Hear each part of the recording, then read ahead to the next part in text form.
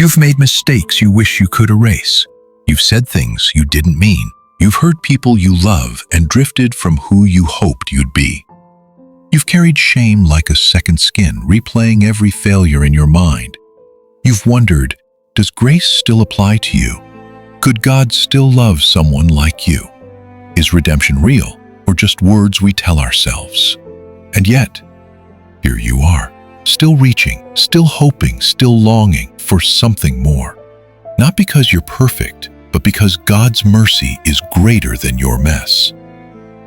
In the silence and in the regret, where guilt tried to define you, God whispered something different. He called you beloved. He called you redeemed. He called you His, not because you earned it, but because that's who He is, a God who forgives 70 times 7, who leaves the 99 to find the one, who runs when the prodigal comes home. You might not see it clearly, but mercy met you every time you fell. A quiet prayer through tears, a Bible verse that hit your soul, a friend who reminded you of who you are, grace that showed up when you were broken. These weren't coincidences. They were invitations. God was rewriting your story, starting in the ashes. The steadfast love of the Lord never ceases. His mercies never come to an end. They are new every morning.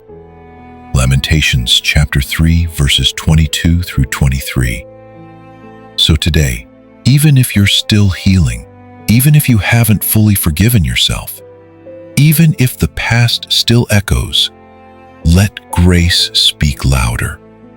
Be thankful, not because you never failed, but because failure didn't win.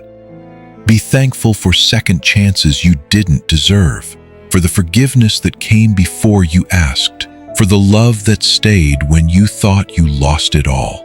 Be thankful for Jesus, who bore your guilt, silenced your shame, and welcomed you back into the Father's heart. Mercy doesn't mean pretending it didn't happen. It means knowing it did and knowing you're still loved anyway. If we confess our sins, He is faithful and just to forgive us. 1 John chapter 1, verse 9.